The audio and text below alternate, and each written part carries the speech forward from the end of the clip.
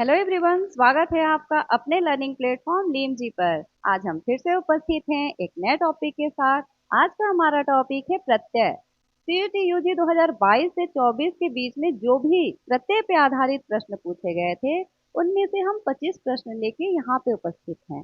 जिन भी स्टूडेंट को प्रत्यय पे आधारित प्रश्नों को लेके कोई भी कंफ्यूजन रहा है, वो अब नहीं रहेगा इस वीडियो को देखने के बाद, क्योंकि इस वीडियो में हम 25 ऐसे प्रश्न लेके आए हैं जो गद्य पे आधारित है, पद पे आधारित है, कथनों पे आधारित है। तो चलिए देखते हैं कि किस तरह के अलग अलग तरीके के प्रश्न परीक्षा में पूछे गए थे और उनकी डिफिकल्टी लेवल क्या है।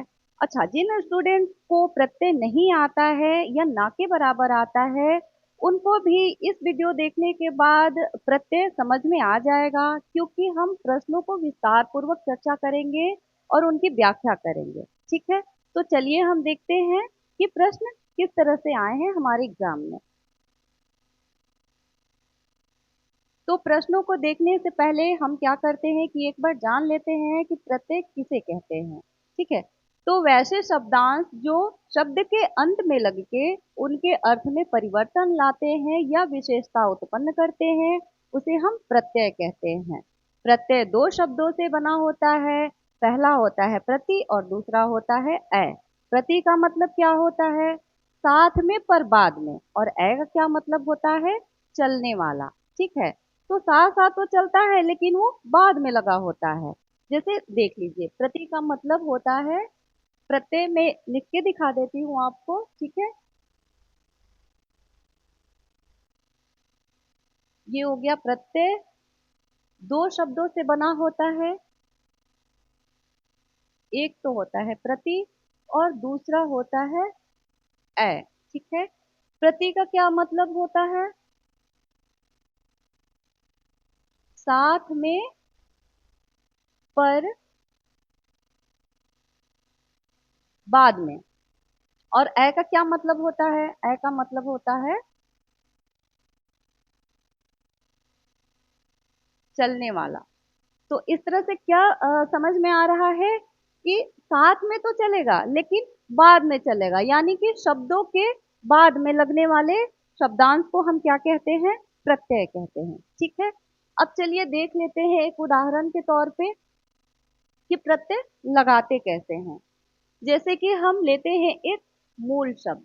मूल शब्द क्या लेते हैं? कुछ भी ले सकते हैं। ठीक है, हम क्या यहाँ पे लेते हैं? हम लेते हैं नमक। ठीक है, या फिर हम लेते हैं बंधु। ठीक है, बंधु ही ले लेते हैं। तो हमारा मूल शब्द क्या हो गया? मूल शब्द है बंधु। ठीक है, अब हम प्रत्यय क्या लेते हैं?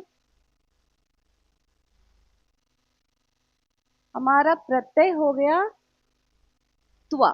ठीक है, अब हम मूल शब्द बंधु में त्व प्रत्यय जोड़ते हैं तो क्या बन जाता है? बंधुत्व।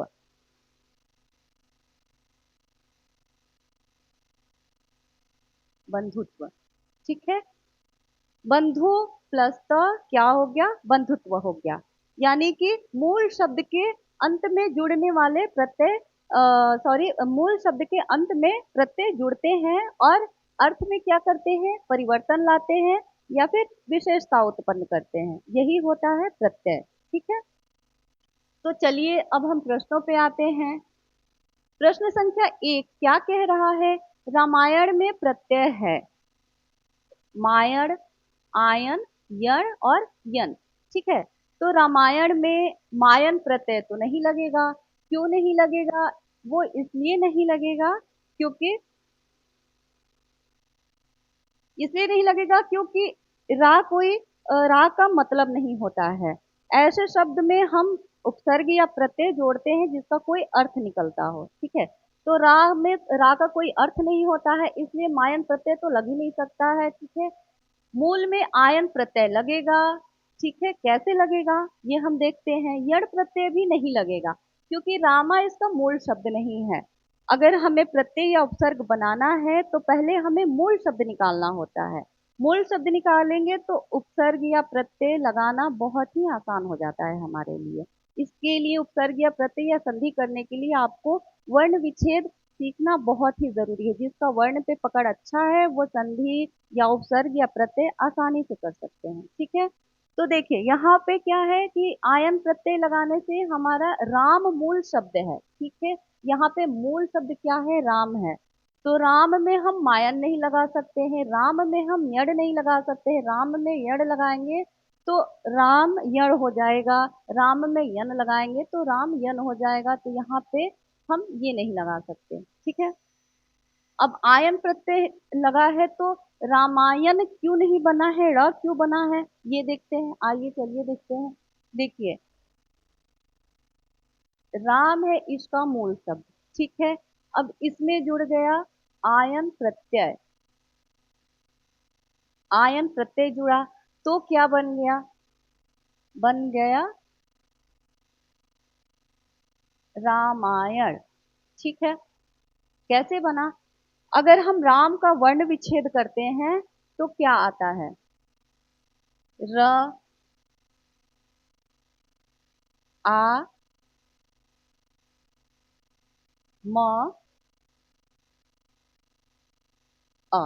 ठीक है, र आ रा म अ म, राम आता है। ठीक है, अब प्रत्यय का नियम क्या है, प्रत्यय क्या कहता है कि प्रत्यय कहता है कि जब ये आयन प्रत्यय इसमें जुड़ेगा, यहाँ पे आयन प्रत्यय जुड़ेगा तो अंतिम वर्ण को हटा के वो स्वयं जुड़ जाते हैं। कुछ प्रत्यय ऐसे होते हैं जो अंतिम वर्ण को हटा के स्वयं जुड़ जाते हैं, कुछ प्रत्यय ऐसे होते हैं कि यथावत उसमें जुड़ जाते हैं, मूल शब्द में कोई परिवर्तन नहीं होता है, वो खुद ही आके जुड़ जाते हैं और मूल शब्द में भी कोई परिवर्तन नहीं करते हैं। ठीक है, तो देखिए यहाँ पे ये आयन जब जुड़ेगा तो इस वर्ण को हटा देगा और यहाँ पे क्या जुड़ जाएगा, आयन।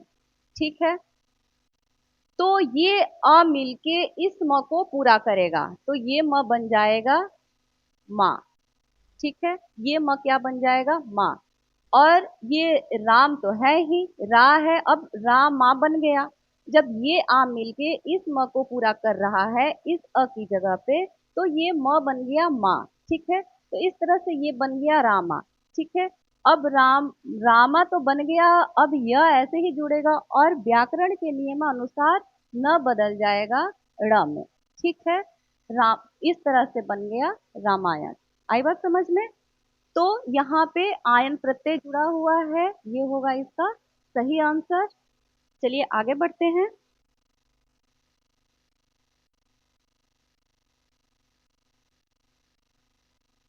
कुछ दिक्कत है, कोई बात नहीं। हमारा अगला प्रश्न क्या कह रहा है, सावधानी शब्द में प्रयुक्त प्रत्यय है। ठीक है, सावधानी शब्द में प्रयुक्त प्रत्यय है ई, धानी, ई, आनी।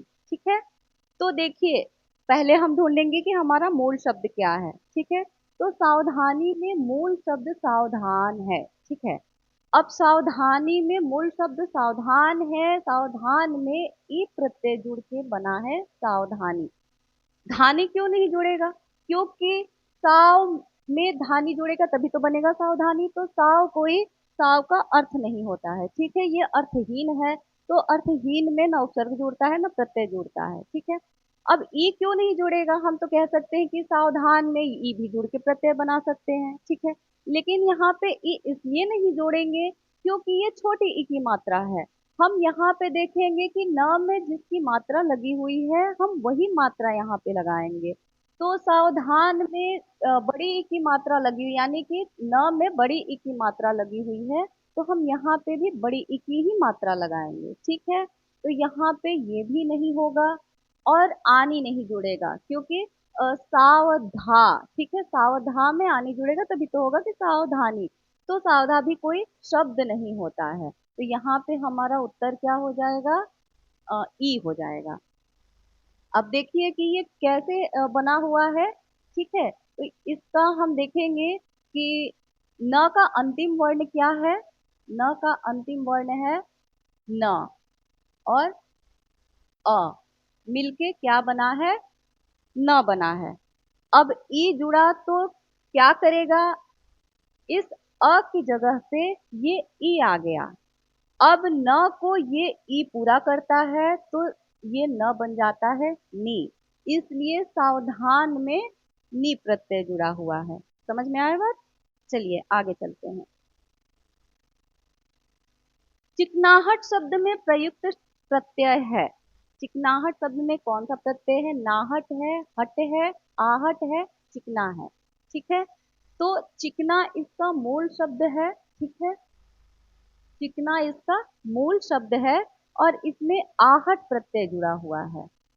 ठीक है, आहट प्रत्यय जुड़ा हुआ है, नाहट नहीं होगा, क्योंकि चिकना चिक कोई शब्द नहीं होता है, इसका कोई अर्थ नहीं निकलता है, इसलिए नाहट प्रत्यय यहाँ पे नहीं होगा। हट भी यहाँ पे नहीं होगा और चिकना तो बिल्कुल नहीं होगा, क्योंकि चिकना इसका मूल शब्द है। ठीक है, और इसमें प्रत्यय ढूंढ रहा है कि प्रत्यय कौन सा है, तो आहट प्रत्यय यहाँ पे इसका उत्तर होगा। अब देखिए, आहट से हम और भी बहुत सारे शब्द बना सकते हैं, जैसे कि चिल्लाहट। ठीक है, और क्या क्या बना सकते हैं हम आहट से? जैसे घबराहट, बौखलाहट।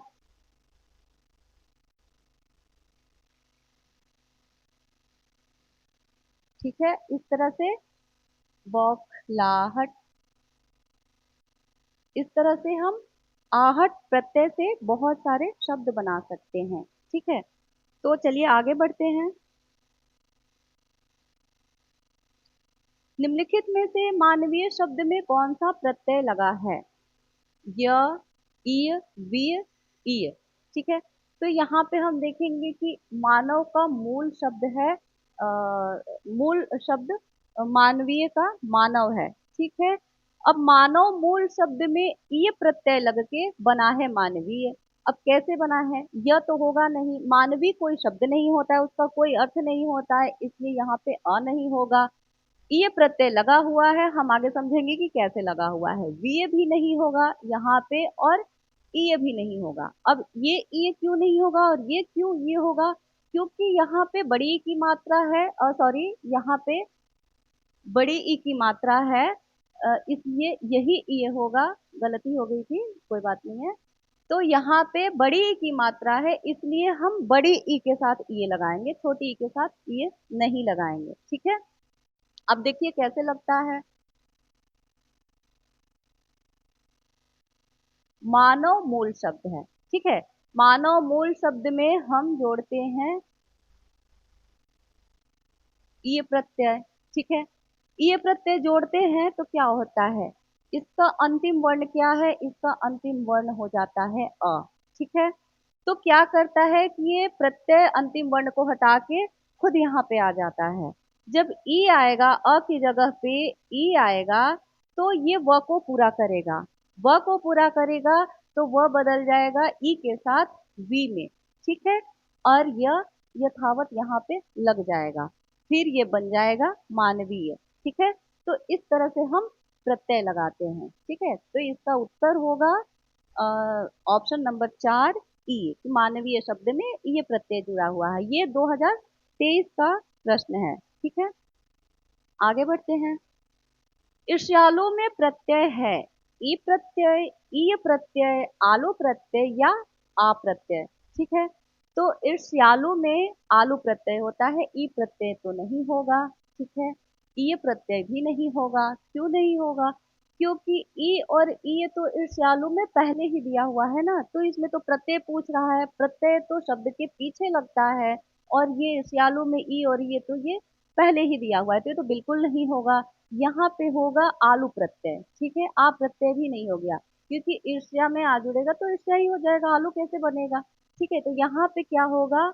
इसमें आलू प्रत्यय लगा हुआ है, ईर्ष्यालु में आलू प्रत्यय लगा हुआ है। देखिए, आलू प्रत्यय लगा के हम और क्या बना सकते हैं? दयालु बना सकते हैं। दया में आलू प्रत्यय लगाए तो दयालु बन जाएगा। कृपा में आलू प्रत्यय लगाते हैं तो क्या बन जाता है? कृपालु। ठीक है, तो इस तरह से आलू प्रत्यय लगा के हम बहुत सारे शब्द बना सकते हैं। ये क्वेश्चन 2022 का है। ठीक है, आपके स्क्रीन पे जिस साल का जो क्वेश्चन है वहां पे वो लिखा हुआ रह रहा है, आप देख सकते हैं कि कौन से साल में कौन सा प्रश्न पूछा गया है। ठीक है, आगे चलते हैं। मिलन में प्रत्यय है, तो देखिए मिलन में ल लन प्रत्यय नहीं होगा, क्योंकि मी का कोई अर्थ नहीं निकलता है। यहाँ पे मूल शब्द मिल है तो मिल में अन प्रत्यय लगा हुआ है, जो कि ऑप्शन नंबर 2 है। ठीक है, आन भी नहीं होगा, मिल मूल शब्द में अगर हम आन लगाते हैं तो मिलान हो जाएगा। ठीक है, और मिल मूल शब्द में लान लगाते हैं तो मिलान हो जाएगा, मिलन नहीं होगा। मिलन के लिए अन प्रत्यय यहाँ पे प्रयुक्त है। ठीक है, अब देखिए अन प्रत्यय से हम और बेलन में अगर हम लगाते हैं तो बन जाता है बेलन। ठीक है, और क्या क्या बन सकता है? अगर हम झाड़न में अन प्रत्यय लगाते हैं, झाड़ में लगाते हैं तो बन जाएगा झाड़न। और अगर हम जाम में लगाते हैं तो क्या बन जाएगा? जामन। ठीक है, जामन। तो इस तरह से अन प्रत्यय लगा के हम बहुत सारे शब्द बना सकते हैं। चलिए आगे बढ़ते हैं। धार्मिक में प्रत्यय है। ठीक है, धार्मिक में कौन सा प्रत्यय है? क प्रत्यय है। तो धार्मिक में क प्रत्यय नहीं होगा, क्योंकि धार्मिक कोई शब्द नहीं है, इसका कोई अर्थ नहीं है। इसका मूल शब्द क्या है? इसका मूल शब्द है धर्म। ठीक है, धार्मिक में मूल शब्द जो है वो धर्म होता है। ठीक है, तो पहले हमें मूल शब्द निकालना होता है। मूल शब्द निकाल लेंगे तो उपसर्ग और प्रत्यय तो हम अपने आप ही जान लेंगे। तो धार्मिक में कौन सा प्रत्यय है? धार्मिक में एक प्रत्यय होता है। कैसे होता है वो भी हम देखेंगे। मिक नहीं होता है, क्योंकि धा में मिक लगाएंगे तो ये धार्मिक बन नहीं सकता है, ये गलत है। और धर्म तो इसका मूल शब्द है ही, इसलिए धर्म तो बिल्कुल नहीं हो सकता है, क्योंकि ये मूल शब्द है। ठीक है, अब धार्मिक में हम धर्म में एक प्रत्यय लगाते हैं तो क्या बन जाता है? धार्मिक। कैसे बन जाता है देखते हैं। ये बन गया धार्मिक। कैसे बन गया? म का अंतिम वर्ण क्या है? म का अंतिम वर्ण अ है। ठीक है, अब ये एक प्रत्यय जो है अंतिम वर्ण की जगह पे स्वयं आ जाएगा। एक प्रत्यय जो है अंतिम वर्ण की जगह पे स्वयं आ जाता है और क्या बनाता है? म को ई जोड़ के मी बनाता है। ठीक है, तो ये हो गया धर्मी। और क तो स्वयं जुड़ ही जाएगा, तो बन जाता है धार्मिक। इस तरह से हम प्रत्यय लगाते हैं। आप प्रत्यय को विस्तार में पढ़ेंगे तो आपको बहुत ही ये जानने में आसानी होगी कि किस तरह से कौन से वर्ण में कौन सा परिवर्तन होता है। ठीक है, परिवर्तन भी दो तरह के होते हैं प्रत्यय में। एक तो लघु परिवर्तन होता है और दूसरा दीर्घ परिवर्तन होता है। वो अगर जब आप विस्तार में पढ़ेंगे तो आपको सब जानने और देखने को मिलेगा। ठीक है, तो यहाँ पे उत्तर हो जाएगा इक। ठीक है, अब हम आगे बढ़ते हैं। हमारा अगला प्रश्न क्या कहता है? सूची एक का मिलान सूची दो से कीजिए। ठीक है, ये 2022 का प्रश्न है। सूची एक में दिया हुआ है मूल शब्द में मीठा, ध्यान, पत्र और देव, और प्रत्यय में क्या दिया हुआ है? इका, ता, पूर्वक और आई। ठीक है, तो अब हम क्या करेंगे? अब हम करेंगे यहाँ पे कि देखेंगे कि कौन सा प्रत्यय किसके लिए उपयुक्त है। ठीक है, तो देखिए मीठा में अगर हम लगाते हैं आई प्रत्यय तो बन जाता है मिठाई। ठीक है, मीठा में अगर हम आई प्रत्यय लगाते हैं तो बन जाता है मिठाई। तो हम क्या करेंगे कि ए का चौथा हमारे, अब हम ऑप्शन देखते हैं अपने समय को बचाने के लिए कि ए में चौथा कौन सा है। ठीक है, तो पहले ऑप्शन में ही लिखा है ए का चौथा, दूसरे ऑप्शन में ए का पहला, तीसरे ऑप्शन में ए का तीसरा और चौथे ऑप्शन में ए का दूसरा लिखा हुआ है। तो सिर्फ पहले ऑप्शन में ए का चौथा लिखा हुआ है, तो हमारा आंसर तो यहीं पे टिक हो गया। बाकी हमें मिलाने की कोई जरूरत नहीं है। ठीक है, लेकिन फिर भी यहाँ पे हम क्या कर रहे हैं कि प्रश्नों की व्याख्या कर रहे हैं, तो मैं यहाँ पे बता दे रही हूँ। आप अपना समय इस तरह से बचा सकते हैं परीक्षा में, लेकिन फिर देख लीजिए। ध्यान में हम पूर्वक लगाएंगे तो बन जाएगा ध्यान पूर्वक। ठीक है, और पत्र में हम इका लगाएंगे तो बन जाएगा पत्रिका। देव में हम ता लगाएंगे तो बन जाएगा देवता। ठीक है, अब ये कैसे बना मैं इसे विस्तार पूर्वक बताती हूँ। देखिए, मीठा में आई जुड़ा तो क्या हो गया? ठीक है, ये सॉरी, यहाँ पे जो था है इसका अंतिम वर्ण है। मीठा का जो था है उसका अंतिम वर्ण क्या है? आ है। ठीक है, अब इसमें आई जुड़ा, आई जुड़ा तो क्या करेगा, इसको हटा के आई जुड़ गया, ठीक है, आई जुड़ गया तो क्या हो गया, ये आ ठ को पूरा करेगा, ठीक है, तो ठ बन जाएगा। ये आ हटा तो ये हो गया तो ठ बन गया था, ठीक है, तो इस तरह से ये हो गया मिठाई, ठीक है। अब हम देखते हैं ध्यान पूर्वक, ठीक है, तो इसमें कोई भी मूल शब्द में कोई परिवर्तन नहीं हुआ है, क्योंकि कुछ प्रत्यय ऐसे होते हैं जो मूल शब्द में बिना परिवर्तन किए हुए स्वयं जुड़ जाते हैं, ठीक है। तो यहाँ पे ध्यान में पूर्वक जुड़ा हुआ है, जैसे देखिए ये हो गया ध्यान और ये हो गया प्रत्यय पूर्वक, ठीक है, प्रत्यय हो गया पूर्वक, तो यहाँ पे बन जाएगा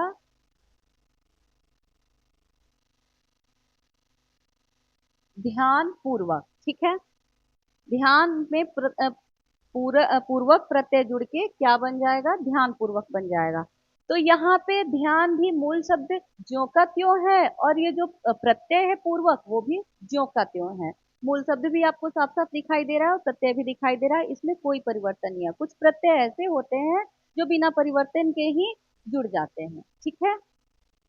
अब पत्र में देखते हैं, पत्र में इका जोड़ने पे पत्रिका कैसे बनेगा, तो ये हो गया मूल शब्द आपका पत्र और इसमें जुड़ गया इका, प्रत्यय तो बन गया ये पत्रिका, ठीक है, पत्रिका।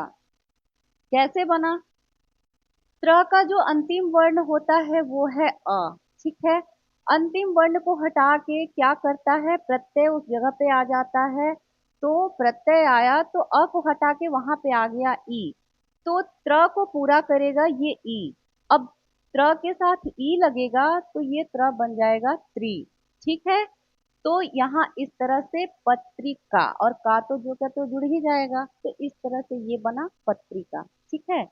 बाकी अब देव देख रहे हैं तो जैसा मैंने कि बताया अभी आपको कि कुछ प्रत्यय जो क्या त्यों जुड़ जाते हैं, तो देव मूल शब्द में ता ऐसे ही जुड़ेगा, तो यहाँ मूल शब्द और प्रत्यय दोनों ही साफ साफ दिखते हैं, यहाँ कोई परिवर्तन नहीं होता है, तो इस तरह से बन गया देवता। तो मुझे उम्मीद है कि आपको अच्छे से समझ में आ रहा है, ठीक है, चलिए आगे बढ़ते हैं। नौवां प्रश्न कह रहा है उड़ान शब्द में प्रयुक्त प्रत्यय है, उड़ान शब्द में कौन सा है, ड़ान है, आन है, न है, अन है, ठीक है। तो उड़ान शब्द में आन प्रत्यय लगा हुआ है, ड़ान नहीं होगा क्योंकि ऊ का कोई अर्थ नहीं निकलता है, मूल अर्थ जो होता है मूल शब्द होता है उसका अर्थ भी निकलना चाहिए, ठीक है। और न नहीं होगा क्योंकि उड़ा का कोई अर्थ नहीं होता है, और अन भी यहाँ पे नहीं होगा, ठीक है। उड़ान में क्या होगा, आन प्रत्यय होगा, उत्तर होगा ऑप्शन नंबर 2। अब देखिए आन प्रत्यय से हम और क्या क्या लगा सकते हैं, जैसे लगान लगा सकते हैं, ठीक है, और क्या लगा सकते हैं, मिलान हो सकता है, मिलान हो सकता है, खदान हो सकता है, इस तरह से आन प्रत्यय लगा के कई सारे शब्द और भी बनाए जा सकते हैं, ठीक है। चलिए हम आगे बढ़ते हैं।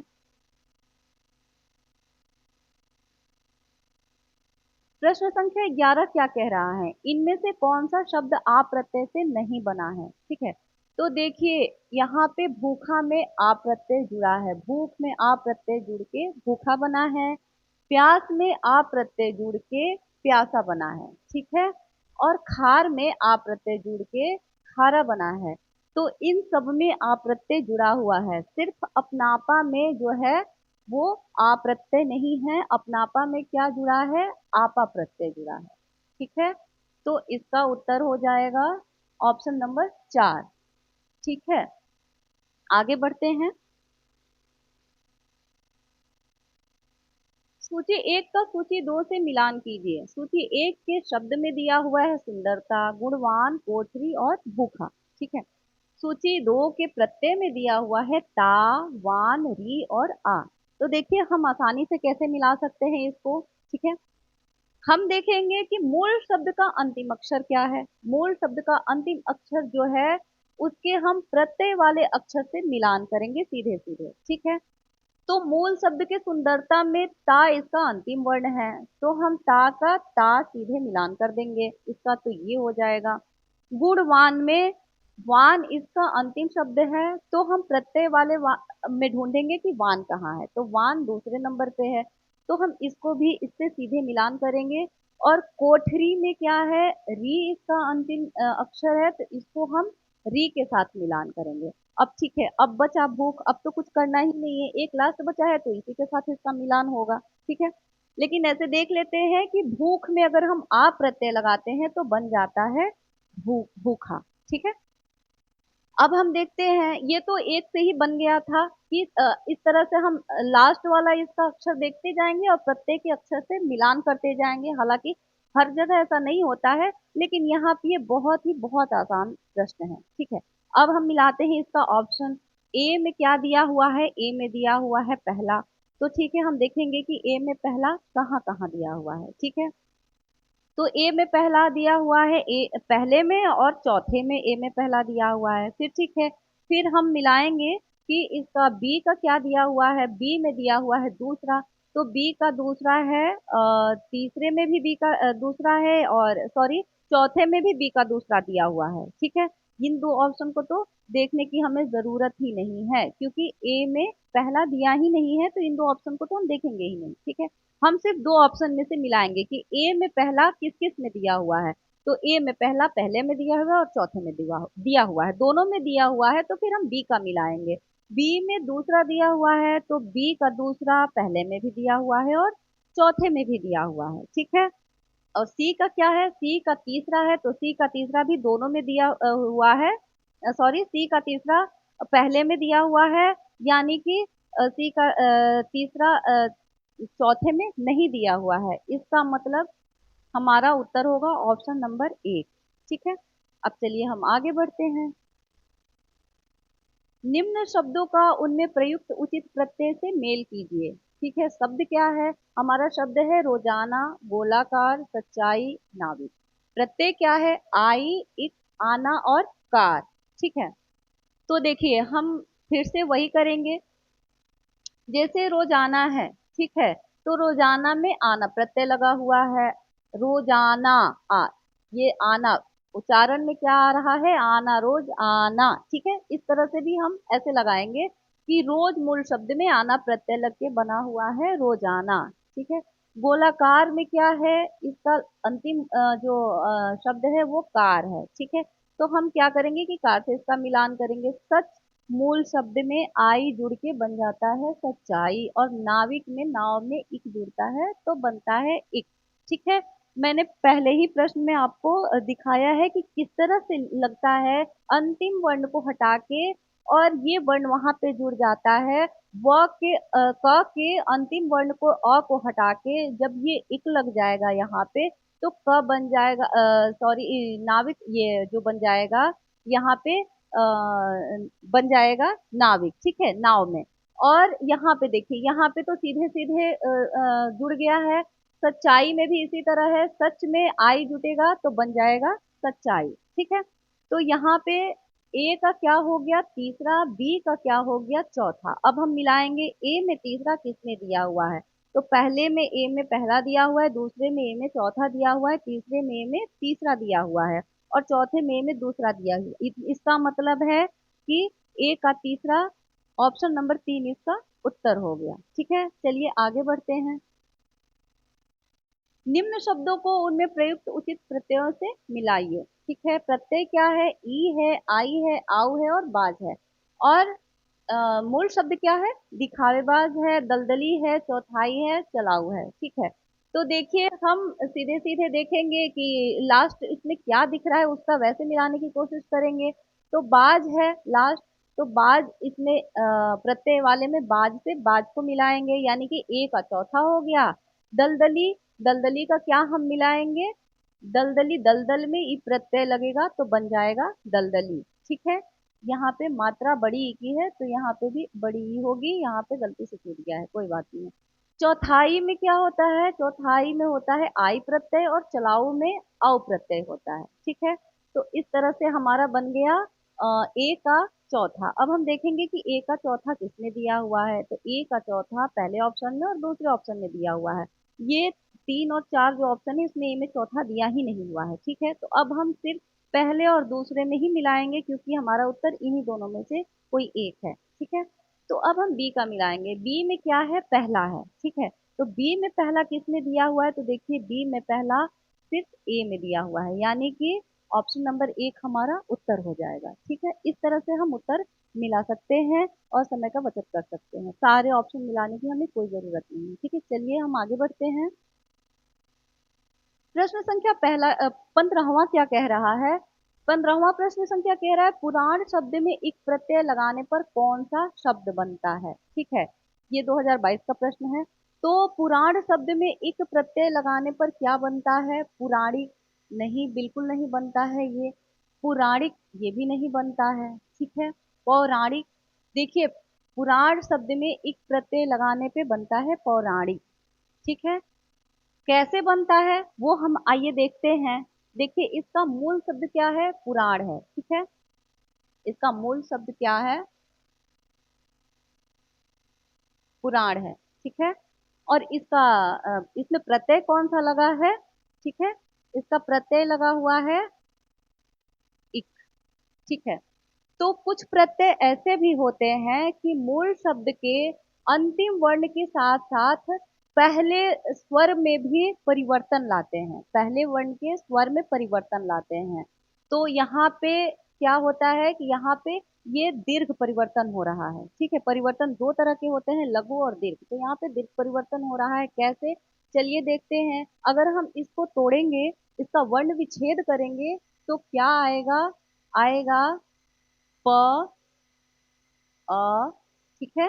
प अ पू, सॉरी प अ नहीं आएगा, यहाँ पे प उ आएगा। प उ पू हो गया, ठीक है। यहाँ पे र और अ बन के र हो गया। आ बन के, सॉरी पूरा है ना, तो यहाँ पे र में आ जुटेगा तो रा बन जाएगा, और ण और अ बन के अ हो गया। तो ये हो गया प उ पू र आ रा और ड़ अ ड़। अब इसमें क्या जुटेगा, इसमें जुटेगा एक प्रत्यय। तो इसमें कैसे चेंज करेगा, देखिए यहाँ पे ये जो वर्ण है इसके अंतिम वर्ण क्या है, अंतिम वर्ण है अ। यहाँ पे क्या करेगा, ये अ को हटा के ई जुड़ जाएगा। इक का ई यहाँ पे जुड़ेगा तो ये ड़ को ये अ नहीं पूरा करेगा, अब ये ई पूरा करेगा। तो ये ड़ क्या बन जाएगा, ई के साथ मिलके ये ड़ बन जाएगा ड़ी, ठीक है। अब ये क्या कह रहा है कि कुछ ऐसे भी होते हैं प्रत्यय जो अ, अंतिम वर्ण के साथ साथ पहले स्वर में भी परिवर्तन लाते हैं। तो इसका पहला स्वर क्या है, पहला स्वर स्वर है उ, ठीक है। तो इस ऊ में क्या परिवर्तन होगा, ये ऊ यहाँ पे नहीं होके ये बन जाएगा औ, ठीक है। तो ये औ इस प को पूरा करेगा, तो ये प क्या बन जाएगा, ये बन जाएगा पौ, ठीक है। तो अब ये प जो है पू, प उ मिलके पू बना था, वो स्वर के परिवर्तन से क्या हो गया, पौ बन गया। और ये लास्ट वर्ण जो ड़ था वो एक प्रत्यय जुड़ने से क्या हो गया, ड़ी बन गया। तो अब क्या बन गया, अब हम कैसे बनाएंगे ये इस परिवर्तन के बाद क्या बना है, प धन औ धन, ठीक है, र धन आ धन, ये जो नया शब्द बना है री धन, और क तो आ ही जाएगा। अब इसका पूरा क्या बनेगा, प औ पौ बनेगा। अब ये कैसे बनेगा, प औ मिलके क्या बनेगा, पौ बनेगा। और र आ मिल के बनेगा रा, और क्या बनेगा डी, जैसा कि मैंने ई मिल के ड़ में डी बनाया है, तो डी और क। अब ये बन गया पौराणिक। तो इस तरह से पुराण में एक प्रत्यय जुट के किस तरह से पौराणिक बनाया, मैंने आपको विस्तार में बताया है कि एक एक वर्ण को तोड़ के किस तरह से कौन सा वर्ण किस में बदल जाता है, ठीक है। वर्ण के बदलने के भी नियम होते हैं, ठीक है। अगर आप विस्तार से प्रत्यय पढ़ेंगे तो आपको पता चलेगा कि ओ अ में क्यों बदला है, क्योंकि जो लघु वर्ण होते हैं वो दीर्घ में बदलते हैं और दीर्घ वर्ण होते हैं वो लघु में भी बदलते हैं। दो तरह के परिवर्तन होते हैं। तो जब आप विस्तार में पढ़ेंगे तो आपको ये सब कुछ देखने और सीखने को मिलेगा। फिलहाल यहाँ पे मुझे उम्मीद है कि आपको समझ में आई होगी बात। तो ठीक है, यहाँ पे पौराणिक किस तरह से बना मैंने आपको बताया। चलिए यहाँ पे अब आगे बढ़ते हैं हम। 16वां प्रश्न कह रहा है प्रत्यय के कितने भेद होते हैं। ठीक है, तो प्रत्यय के दो भेद होते हैं। तीन तो नहीं होते हैं, एक भी नहीं होते हैं, दो भेद होते हैं। कौन कौन से होते हैं? कृत प्रत्यय और तद्धित प्रत्यय। ठीक है, एक तो होता है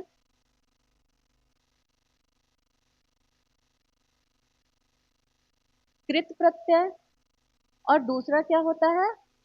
दूसरा होता है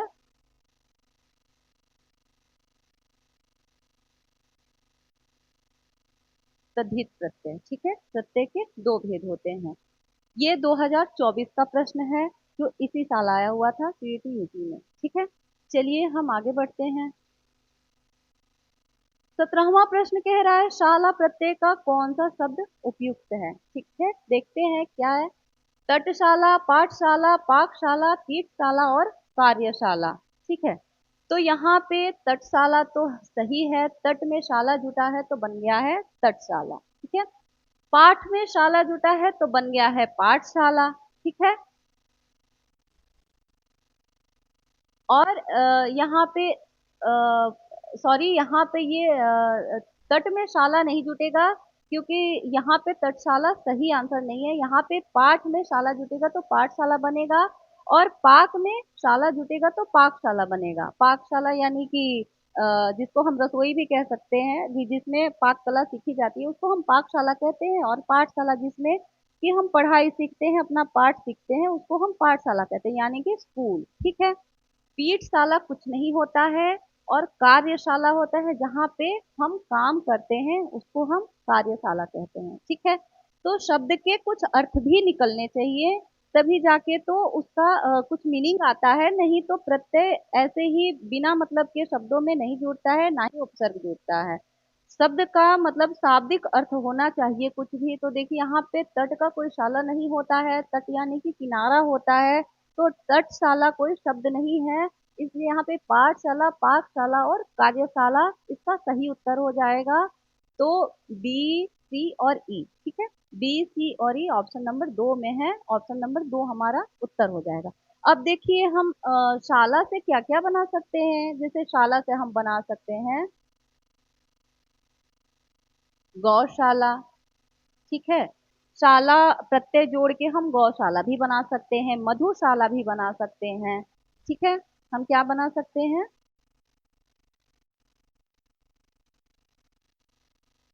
मधुशाला। इस तरह से हम बहुत सारे शब्द शाला प्रत्यय जोड़ के भी बना सकते हैं। ठीक है, चलिए आगे बढ़ते हैं। हमारा अगला प्रश्न क्या कह रहा है? हमारा 18वां प्रश्न कह रहा है कृदंत प्रत्यय किन शब्दों के साथ जुड़ते हैं।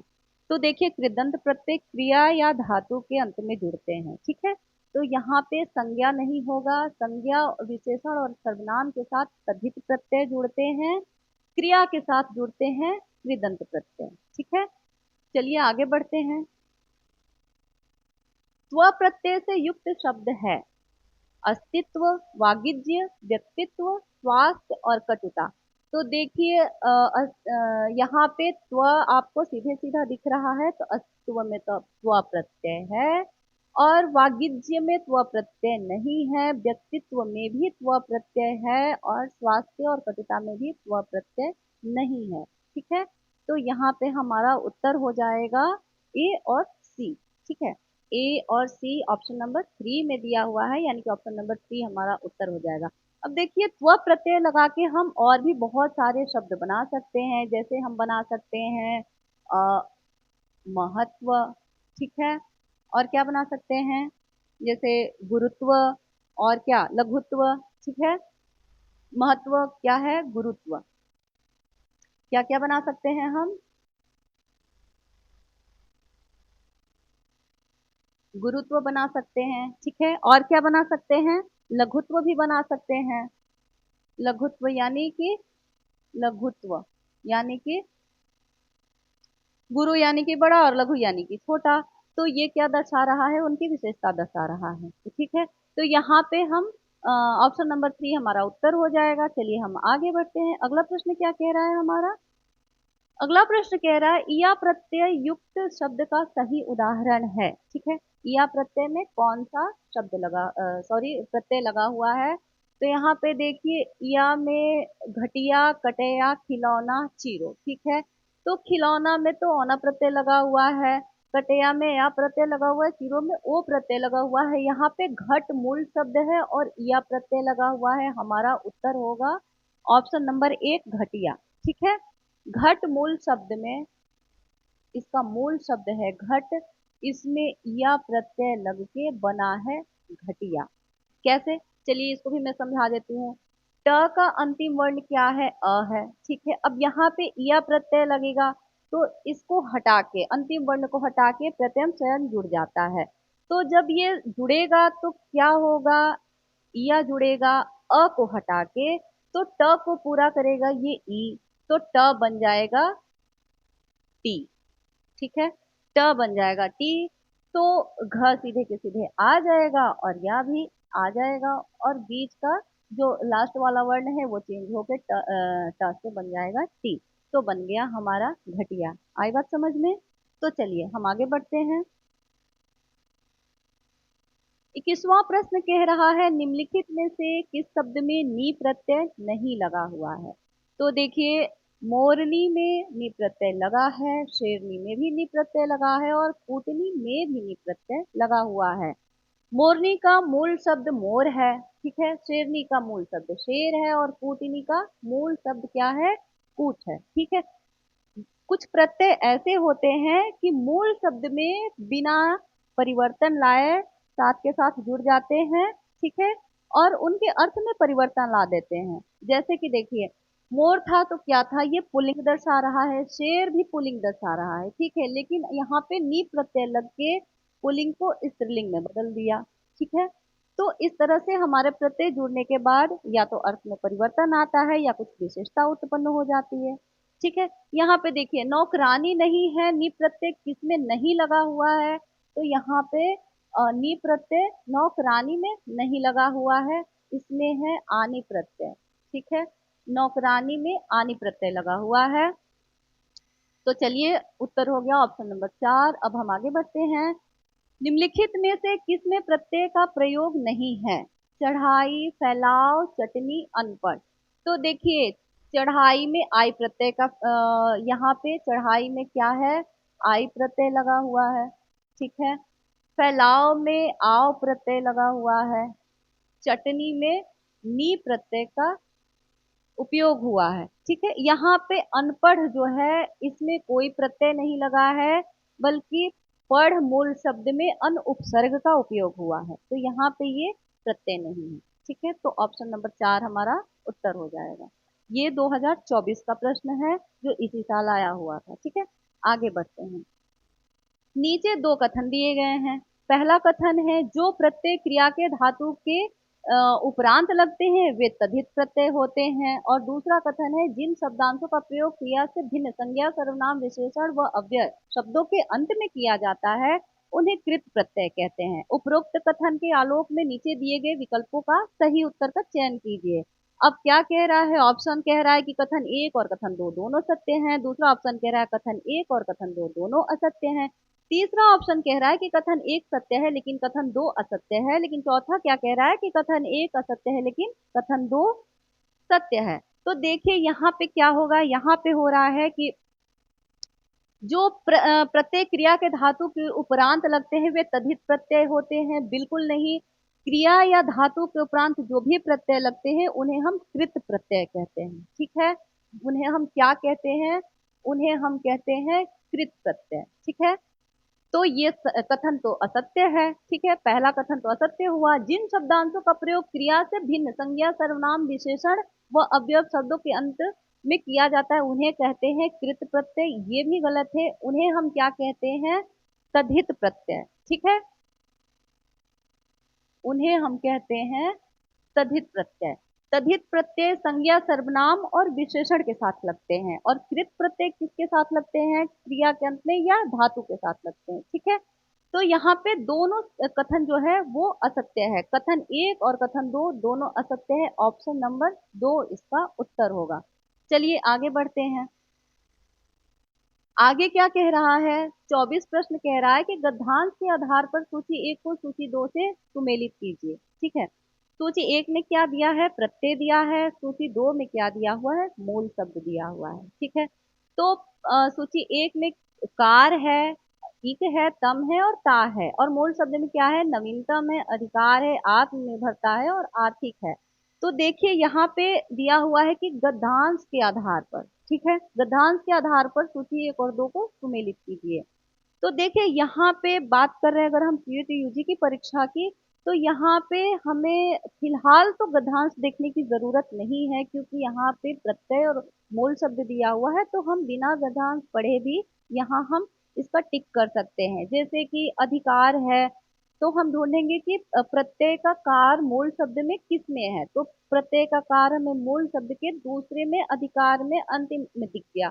तो हम क्या करेंगे कि कार का अधिकार से करेंगे। अधि में कार जुड़ के क्या बन गया है? अधिकार। अब इक में क्या बना है? अर्थ में इक जुड़ के बन गया है आर्थिक। तम किस में है भाई? तो नवीन में तम जुड़ के बन गया है नवीनतम। ठीक है। और अब बचा क्या? बचा आत्मनिर्भरता। तो आत्मनिर्भर में ता प्रत्यय जुड़ के बन गया है आत्मनिर्भरता। तो यहाँ पे तो हमें गद्यांश पढ़ने की कोई जरूरत नहीं है। हमने बिना गद्यांश पढ़े ही इस प्रश्न का टिक कर लिया है। लेकिन अगर जरूरत पड़े तो गद्यांश पढ़ के भी हम टिक कर सकते हैं। हालांकि इन जो सारे शब्द हैं, इन गद्यांशों में कहीं ना कहीं ये लिखा हुआ है। ठीक है। लेकिन यहाँ पे अगर व्याकरण से पूछे जा रहे हैं सवाल, तो हम यहाँ पे बिना गद्यांश पढ़े भी मार सकते हैं। जैसे यहाँ पे लिखा रहता कि निम्न प्रश्नों का उत्तर दे। अगर कोई प्रश्न रहता पूछता कि इसमें व्याकरण सॉरी इसमें संज्ञा क्या है, या इसमें विशेषण बताएं, इसमें सर्वनाम कौन सा है, तो ये अगर हम व्याकरण जानते हैं तो बिना गद्यांश पढ़े भी हम उसका आंसर टिक कर सकते हैं। लेकिन अगर कुछ वाक्य दे दिया है और उसमें अगर ये हो सकता है कि उसमें उसका वाक्य में सर्वनाम या विशेषण कुछ और दिया हुआ है, तो उस जगह पे हमें गद्यांश पढ़ने की भी जरूरत होती है। फिलहाल तो यहाँ पे हम 24 प्रश्न का उत्तर बिना गद्यांश पढ़े ही टिक कर सकते हैं, और जो हमने किया है। ठीक है। तो चलिए अब हम इसका ऑप्शन देख लेते हैं। इसका ऑप्शन है कि ए में दिया हुआ है दूसरा, एक आकार अधिकार से दूसरा से मिलान किए तो देखेंगे कि ए में दूसरा किस में है। तो पहले में दूसरा नहीं है, दूसरे में दूसरा है। ठीक है। और अब हम देखेंगे कि बी में क्या दिया हुआ है? चौथा दिया हुआ है। तो बी में चौथा किस में है? तो बी में चौथा है दूसरे ऑप्शन में। तो बाकी अब हम नहीं देखेंगे। यहाँ पे हमारा ऑप्शन नंबर दो हो गया उत्तर।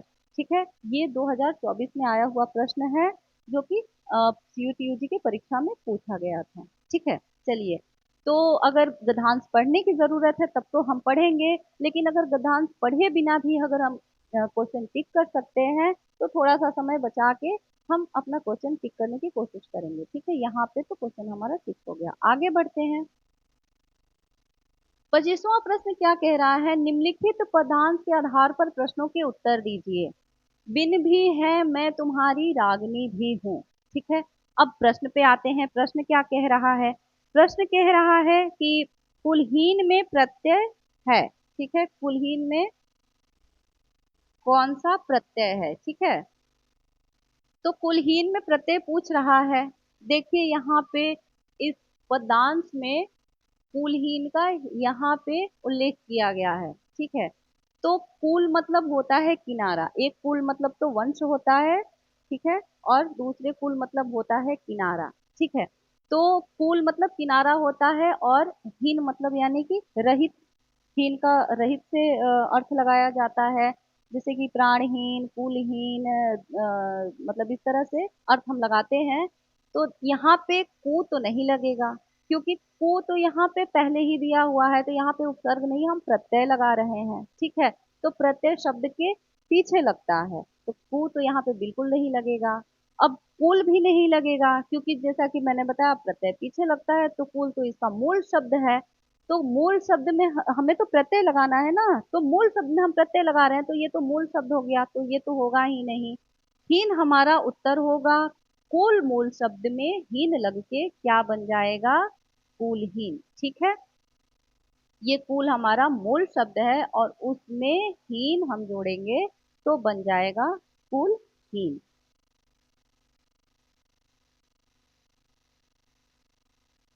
कुलहीन बन जाएगा। इन नहीं लगेगा क्योंकि इन तो इसमें कहीं है ही नहीं, तो इन नहीं लगेगा। ठीक है, तो यहाँ पे हम पदांश से यहाँ पे भी हम देखेंगे कि पदांश पढ़ने की यहाँ पे आवश्यकता नहीं है क्योंकि यहाँ पे भी प्रत्यय दिया हुआ है, तो हम बिना पदांश पढ़े भी यहाँ पे क्वेश्चन का आंसर हम टिक कर सकते हैं। ठीक है, तो यहाँ पे हमारा उत्तर हो गया ऑप्शन नंबर 3। हालांकि ये जो पदांश है वो महादेवी वर्मा द्वारा रचित एक पदांश है जो संधिनी कविता संग्रह से लिया गया है। उसमें 65 कविताओं का संग्रह है। वो बहुत ही अच्छा कविता संग्रह है। फिलहाल यहाँ पे आपको पढ़ने की जरूरत नहीं है, लेकिन अगर आपको समय मिले तो आप जरूर पढ़ें। ठीक है, तो देखिए अब हीन से हम और क्या क्या बना सकते हैं। हीन से हम बना सकते हैं बलहीन बना सकते हैं। ठीक है, बलहीन बना सकते हैं। और क्या क्या बना सकते हैं? और भी हम बहुत सारे शब्दहीन प्रत्यय से बना सकते हैं। ठीक है, तो यहाँ पे तो हमारा उत्तर हो गया ऑप्शन नंबर 3। ठीक है, तो ये थे हमारे प्रत्यय पे आधारित 25 प्रश्न जिनकी हमने व्याख्या की और चर्चा की। उम्मीद करती हूँ आपको पसंद आया होगा। नेक्स्ट वीडियो में मिलते हैं एक नए टॉपिक के साथ, तब तक के लिए धन्यवाद।